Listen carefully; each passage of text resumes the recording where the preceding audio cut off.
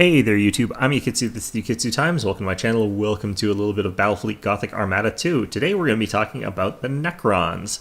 And this is going to be the Necrons when you're a new player. And let me tell you straight out, the Necrons are missing tools for some of the matchups when you start off. And while it's theoretically possible for them to win those matchups, they're missing tools, and they should be like added in at either level 1 or their fleet needs to be retooled so that they don't need them. And mostly I'm talking about mass recall here. That is the ability that is, bar none, the most important ability for the Necrons. It lets them chase down fleets like, say, Chaos very, very effectively. It lets them dodge another Ordnance Wave, although admittedly they really did not need to dodge another Ordnance Wave. It lets them do really, really horrible bullshit to Orcs. It's an extremely powerful ability. It's just so good. And you don't get that until like you're level 9. It's one of those ones where if you're up against like a Lance Heavy Chaos fleet, it's staying off at like 18,000 range, it's got good line of sight to you, not a lot of gas clouds for you to hide behind or something like that. You're just getting slowly chipped to death. You use your inertialist drive to cover the gap because he's not going to get any closer than 18,000 on his volition. You open fire for a little bit and he boosts his way out to 18,000 again because you've lost your inertialist drive for 90 seconds. You have to wait until he's capable of doing whatever. He didn't even have to boost that long to get out to that 18,000 range, by the way. He's just out there in a second, and now he's chipping away at you again with his lances, and you're just slowly moving towards them crying. That's the sort of matchup that you could potentially find yourself in as Necrons. On the flip side of the coin, if you're up against an all-carrier fleet of any nature, what you can do is destroy all of their fighters, all of their bombers, and all of their assault boats extremely easily, and then just capture all the points if he doesn't want to fight you. So there's that. This is an all-or-nothing fleet, and I think it's one of the worst designed fleets in the game currently, not because I think it's underpowered and not because I think it's overpowered, but because of the way that it interacts with the other factions and the way that it interacts with other types of fleets. I think that the Necrons are probably the most poorly designed in terms of whether or not you're going to have a fun match, because either you're playing as the Necrons and you absolutely crush your opponent, or you're playing as the Necrons and you get absolutely stomped, with very few instances where I feel like there's a lot of leeway between there. And I think that because of how hard it is to build a Necron fleet that sort of is a good take-all-comer, where you're kind of going to do okay against every kind of fleet, it really just feels disturbing playing these guys to me. I think, however, that they do have a useful place in the game and in the meta that I do like. They are the hardest counter in the game against fighter and bomber type carrier fleets. So if you're playing as Orcs and you've got your carriers and you're hoping that your fighter bombers are just going to grind down your opponent, which they can do in a lot of instances, they're very, very powerful ships, the Necrons shut that down. There's nothing that Orc bomber fleet can do against the Necrons. Absolutely zero. And because of that, I think that it makes it so that people aren't going to use that particular brand of annoying gameplay that we saw in Battlefleet Gothic Armada 2, which involved a lot of carriers. There were a lot of people who would play either Chaos or Eldar and would just keep away with their ships. They would just constantly be running away while using fighters and bombers against their opponent, and this would allow them to, over time, eventually win. Or, at the very worst case scenario for a really good Chaos or Eldar player doing this, they would get a draw. And you'd have to spend 20 minutes chasing them around the map to get to either of these conditions. So that was a really negative element to the Battlefleet Gothic Armada 1 experience. The fact that the Necrons shut this down as thoroughly as they do gives me a little bit of hope that what's going to happen is, if those carrier fleets become super prevalent, people are going to switch over to Necrons as a counter reaction to that. And what's going to happen is the Necrons are just going to immediately crap all over all of those carrier fleets, who are going to have to now either go against other carrier fleets, or they're going to have to go against Necrons, neither of which are fun matchups for those carriers, especially now that there's capture points in the game. So it's going to remove one of those sort of more annoying and toxic elements to the gameplay that I disliked tremendously from Battlefleet Gothic Armada 1, and make it a little bit more interesting and dynamic as far as that kind of gameplay goes, because now taking carrier fleets is going to be a risk. So I think that there's a useful element to the way that the Necrons are in the game.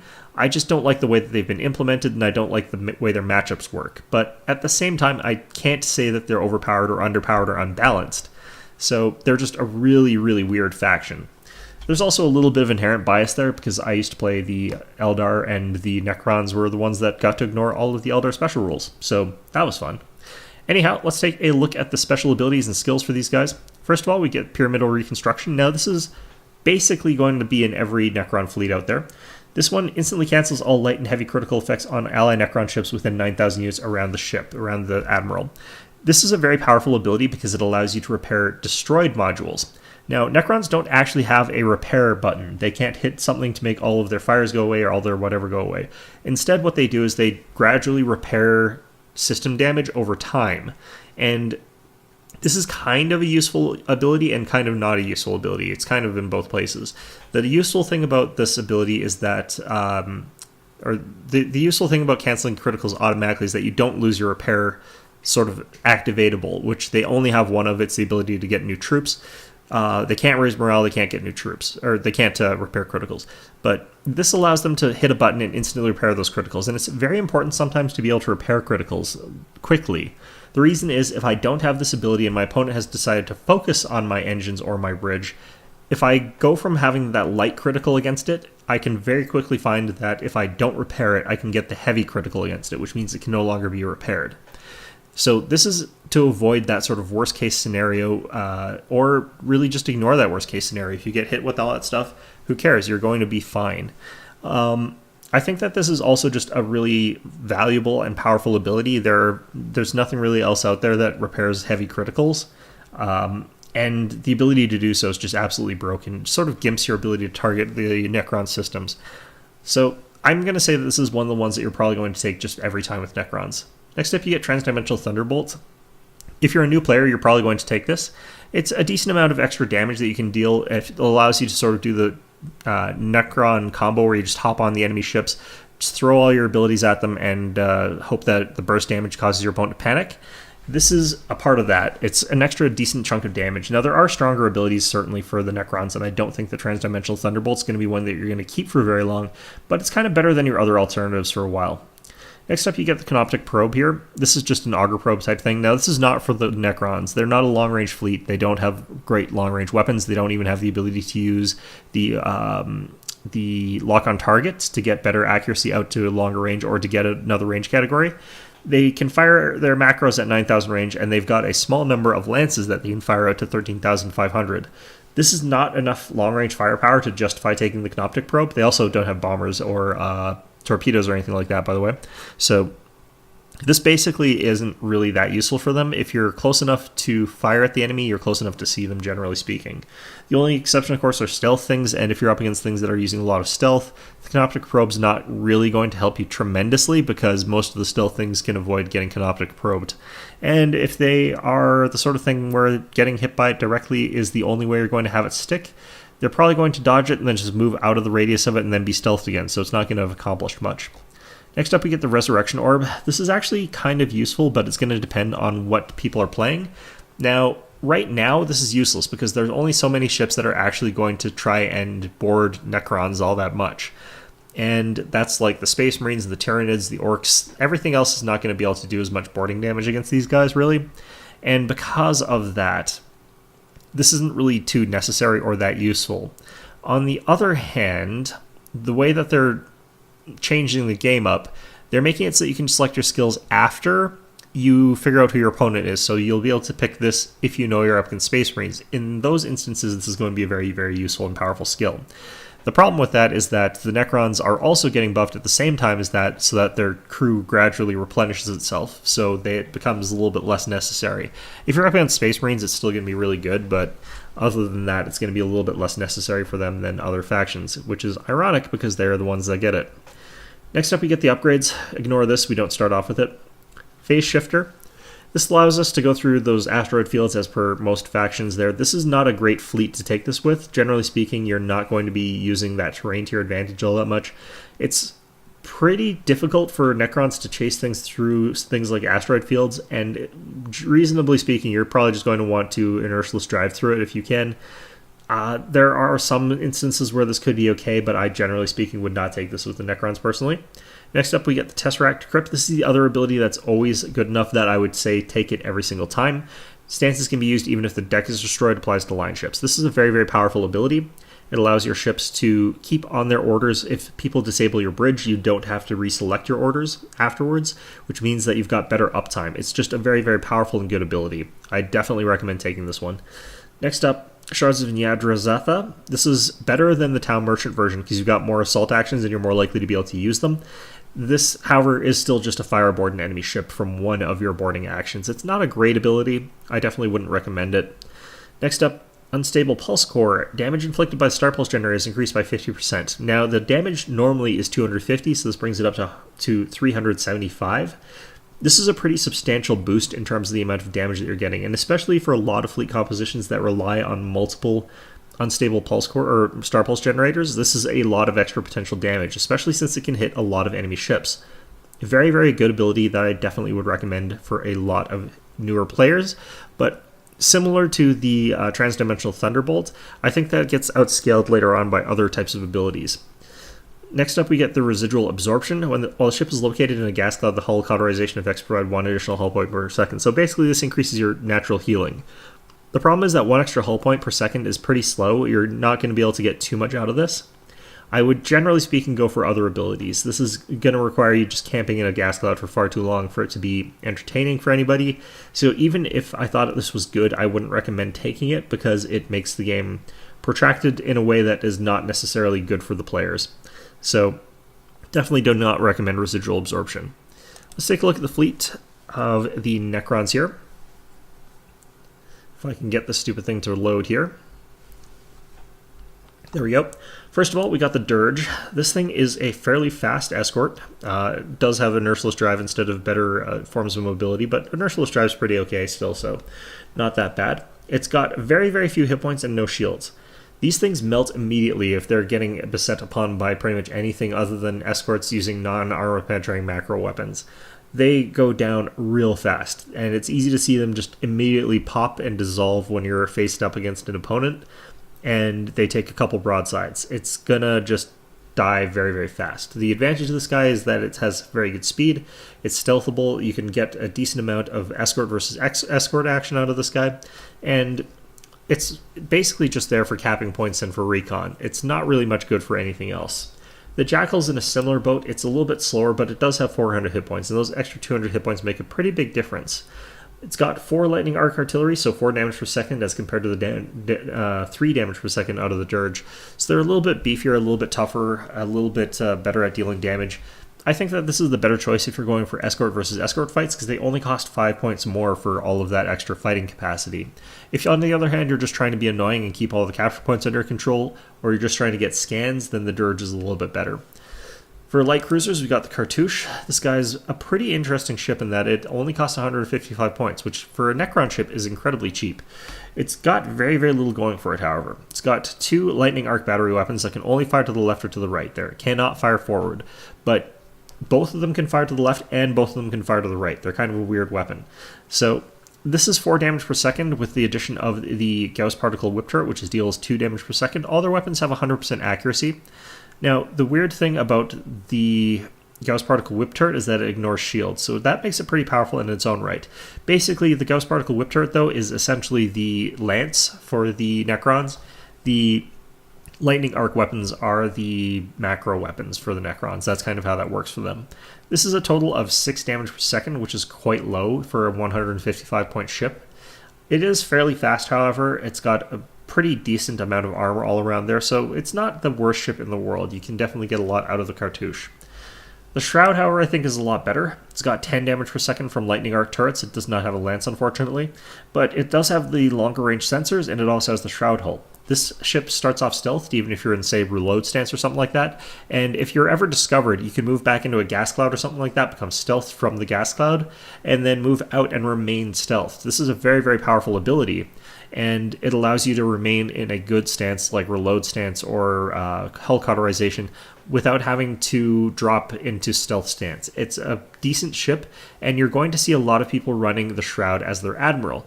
The reason that they're going to be running the Shroud as their admiral is that it's capable of getting around the map really quite quickly using its abilities while remaining stealth while going in reload stance, which lets it use its abilities more often and more frequently. It's a very, very powerful ship in that sort of regard there. Also, the extra 13,000 or the extra 4,500 range on detection is quite nice in general, and the fact that it's got 10 damage per second is also quite decent. The Khopesh is the next design. It's not much more expensive than the Shroud, but what makes it special is not its damage, it's the fact that it has 400 more hull points. It's kind of weird that it even has that, but it's not actually too much different otherwise. It does not have the Shroud hull or anything like that, but it does have 3 lightning arc battery weapons that can only fire to the left or right for 6 damage per second from that, and that's got the Gauss particle whip turret. So it doesn't deal that much damage compared to some other ships out there. It only deals a little bit more than the Cartouche, but 400 extra hit points is hard to argue with. The only reason that I would say that this is not really a great ship is that it doesn't have the gimmicks that the Shroud does, and you're only paying about 100 points more to get the Scythe Harvester, which I think is a much, much better ship. So let's move on to the Scythe Harvester. So this guy has 2 Gauss Particle Whip turrets, which is a decent amount of firepower there.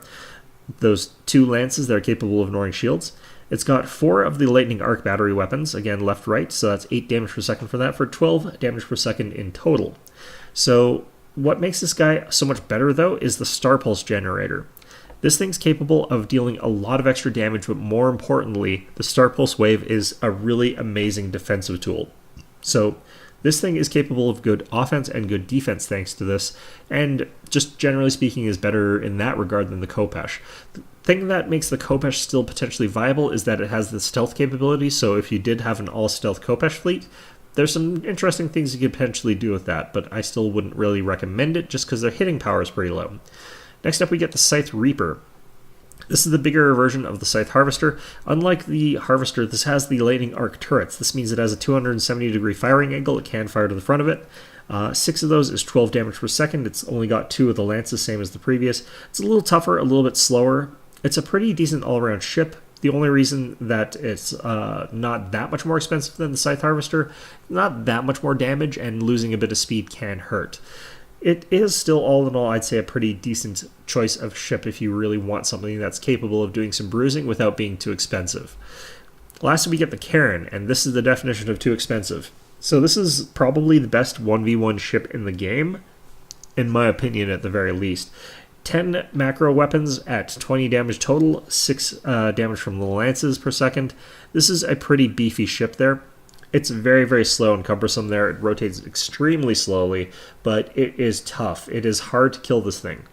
It's capable of dishing out quite a lot of extra weird effects, though, as well, thanks to that Star Pulse Wave, but in addition, it also has Ancestral Terror. This is what the Necrons sort of rely on instead of the standard replenishment to morale. They don't have rally like normal fleets do.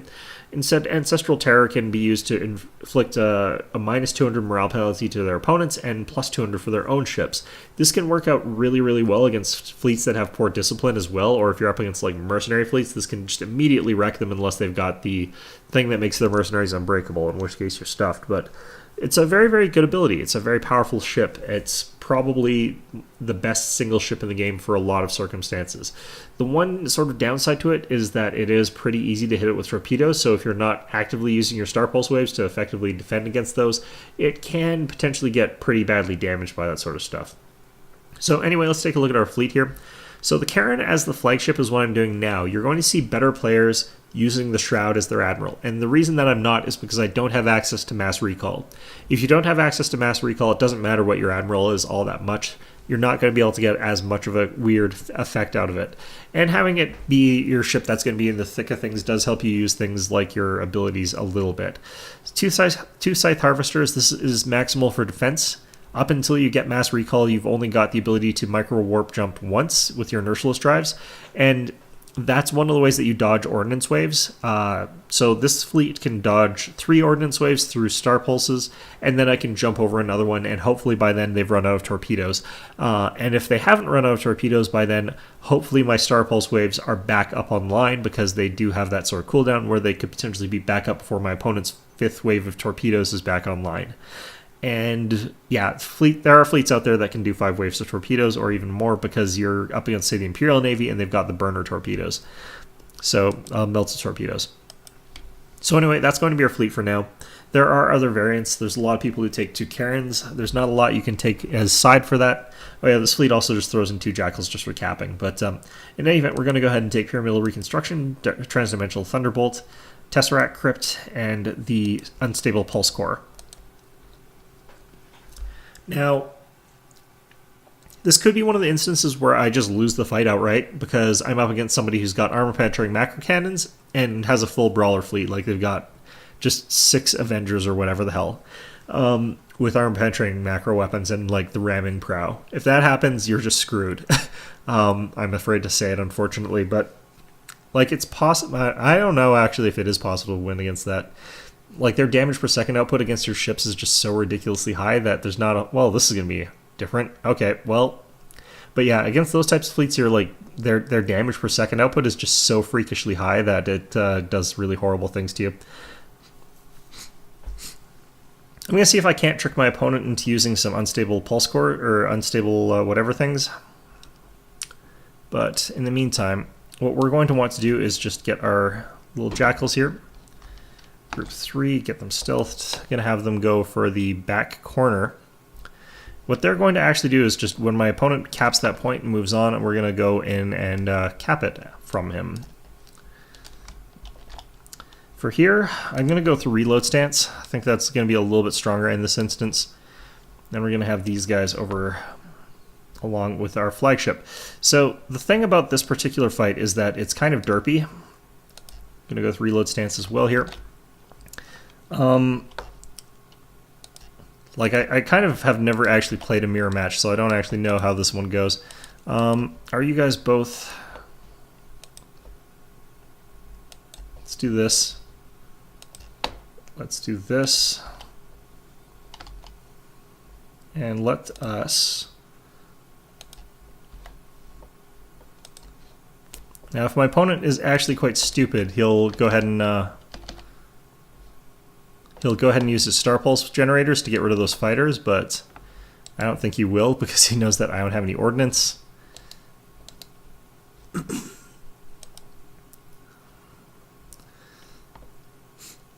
I think that he's probably got 2 Karens. I think that's the most likely thing. There are other possibilities, but... One of the things that I've got in terms of an advantage, though, is that I've got 3 Star Pulse generators to his 2. I've also got 7 lances at long range compared to his 4, or 6, I mean, 7 to 6. So, there's that. We'll see what stance he's in. I might be able to beat him on that, too. I'm trying to think about what he can afford for his 200 extra points. He could actually have something like a Shroud or a Kopesh. Yeah, that's a Karen. He's deployed his fighters to just get rid of my fighters. He should have used his fighters for vision instead. He's actually sent both his fighters to defend this guy. That's really stupid of him.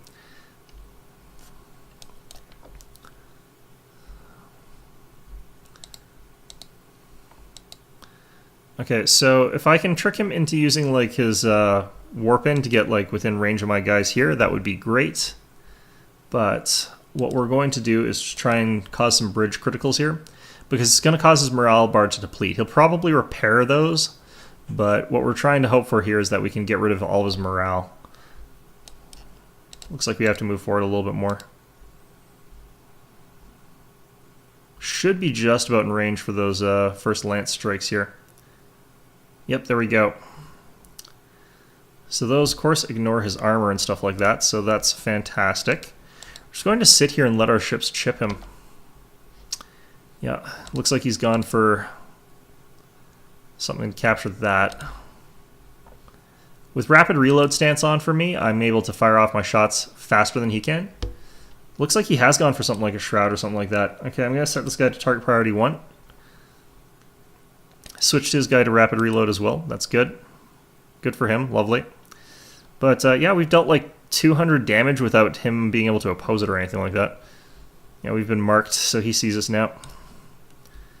At this point in time, we want to get in close. The reason we want to get in close here is that we have got more micropulses, or star pulses.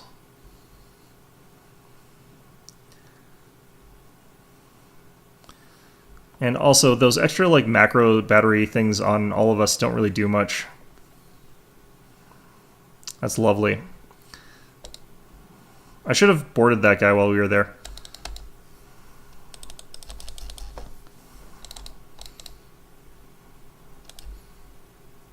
Let's wait till this comes around here. Do that.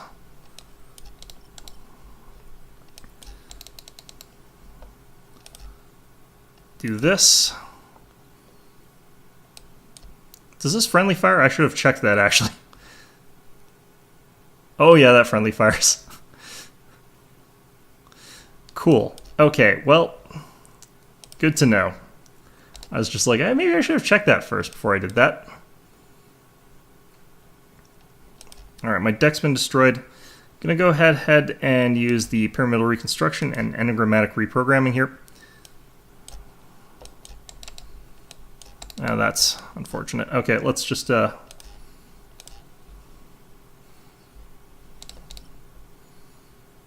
a shroud there. That's interesting.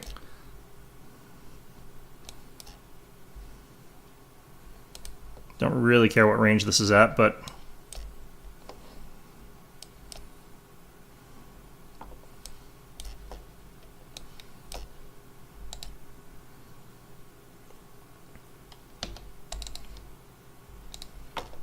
let's get these guys back down here.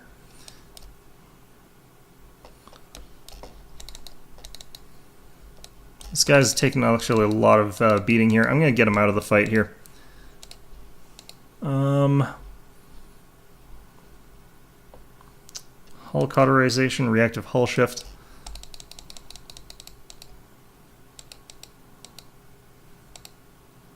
Just got to get some ships around back here that can block the shots here. And in addition, well, that's not good.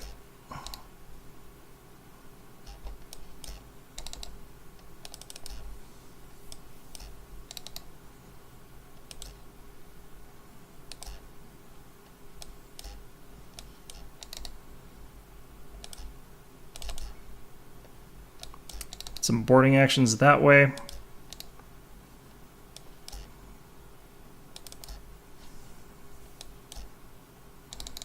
Uh-oh. I think this ship's about to explode, but you know what? That's fine.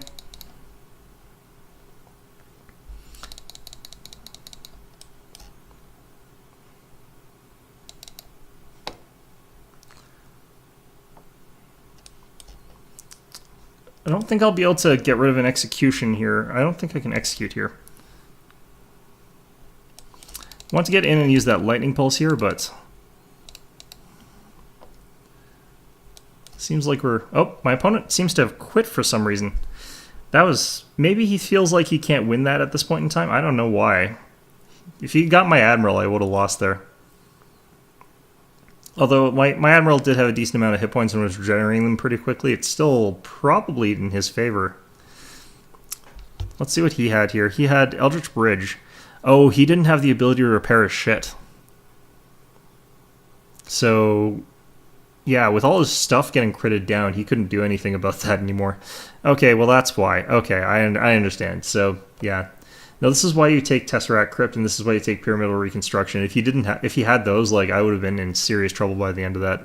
I'm not sure why he's got Canoptic Probe and Stasis Bomb. It's a bad combination for these guys. Unstable Pulse Core is still good, but yeah, I don't know. That was a janky match. I've never played Necron versus Necron before, but yeah, that's what it's like playing Necrons in the early game. I don't like this faction. I don't think that they're well designed. I don't think they're necessarily that fun to play, but I think that they definitely have a place in the game in the current wave that's implementation. I just wish that they would redo them to make them a little bit less what they are, which I think is a bit of a weird thing to say, but they feel as though they're just way too all or nothing in a bad way, in a really sort of negative way there. But anyway, I hope you found this video enjoyable, and of course, as always, I hope to see you guys all next time.